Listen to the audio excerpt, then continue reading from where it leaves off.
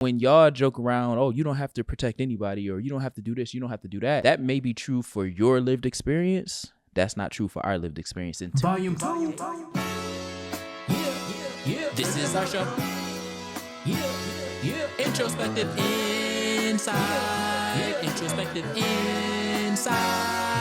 Conspicuously or obviously offensive. The podcast is called Flagrant. Obviously offensive. Watching how they react to James and Fuhad's apology is very interesting. AlexxMedia ended up saying, like, I wouldn't necessarily say that they shouldn't apologize because they have a fan base that received content or seen content that was irregular to how James and Fuhad typically, produces and edits their content. Andrew Schultz was like, well, I would agree with that if the outrage came when the show came out, but it didn't. But what that's doing is actually taking away the reality that their fan base doesn't listen to the Flagrant podcast. So once their fan base caught wind of the Flagrant podcast is why we're here. If I could say anything that's not similar to the think pieces that everybody else is talking about, because I already covered the culture piece and, how we should be holding black men in these industries accountable, like how we're not holding AlexxMedia accountable. He should be held accountable because I don't know if he has a black wife, but he's still a black man and he is still partaking in these jokes. There is a element of black American culture. Another piece of the culture is American culture. This is American culture and it is cutthroat. At the end of the day, if you apologize, which Andrew Schultz has a point in terms of like, don't apologize. This is cutthroat American culture. Like on some like, listen, you knew what you was getting into. I'm throwing you under the bus, but I'm also getting viewership because now people are watching. This kind of goes back to when people of other countries who are popping in the American market comes over to America. You got to understand American culture. And the reality is Americans step on Americans in order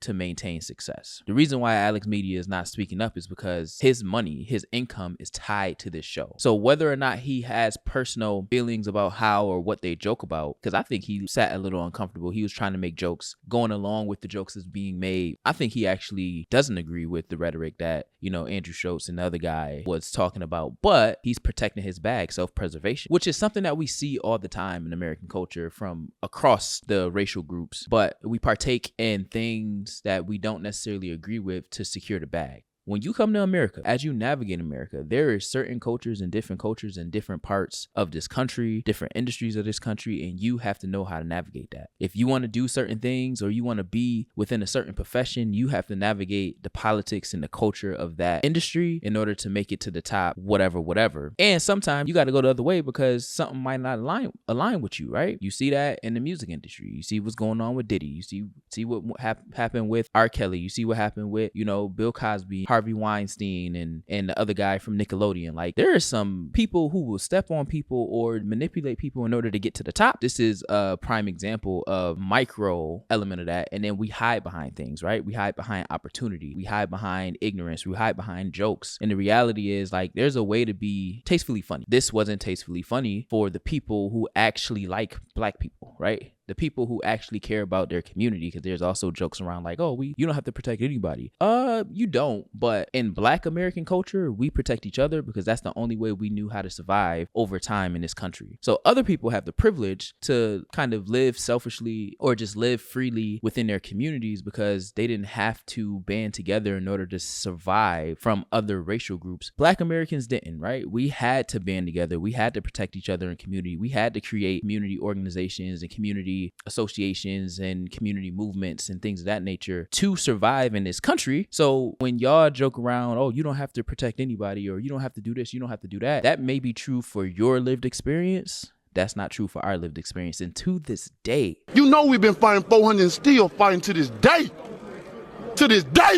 We have to band together by way of protesting and organizing and community development things and all of this stuff in order to get basic human rights, basic human needs, basic human resources in order to live a little bit closer to how y'all living. Listen, they brought somebody onto their show, didn't school them to the game in terms of how their content goes. Listen, don't say nothing or don't agree with nothing that you don't want to turn into content because that's what we do here, right? Just a small disclaimer. The reality is, yeah, you don't have to apologize for a joke. That's, Andrew Schultz and the Flagrant team's mantra. Again, shame on Fuhad and James for allowing for this to happen and not doing their research. And shame on Andrew Schultz for capitalizing on the downfall of these black brothers that's, coming over to America to just trying to secure their bag. Shame on them other ones, especially AlexxMedia, for allowing this to happen. Yeah, he tried to defend them a little bit at the end, but at the end of the day, you're still coexisting in this bigoted space, or at least in those parts of bigoted space. Andrew Schultz is always like this. We don't need to be mad at anybody. We just need to hold our people accountable. We need to hold our people accountable for making sure we are not perpetuating the same stereotypes that people engage us believing. Like, that's the biggest thing, because Andrew Schultz can walk out into the world and not fear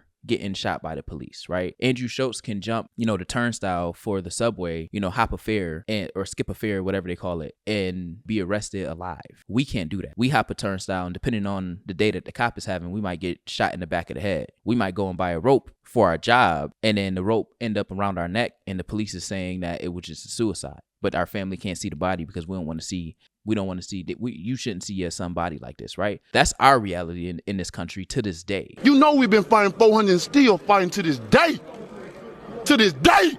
Andrew Schultz, he married to a white woman. His white woman, is not having stereotypes of how they, beat their men up and, all of these different things. So he's living a great life. For us, that's not our reality. That's why people are taking this serious. That's why James and Fuhad's fan base is taking this serious, because for so long they trusted them with just the joy, the black boy joy. This didn't show the black boy joy. This didn't show the joy that us as a black community love to see each other, strive and survive and succeed in the spaces that we're trying to succeed in. This is showing that we're still proximate to whiteness in ways that is destructive to our community's advancement, whatever that may mean in your spaces, because that also is not monolithic. So that's what I have. And what do y'all think about just all of this? That's some real stuff, man. Some real stuff. See you soon. Come back next week.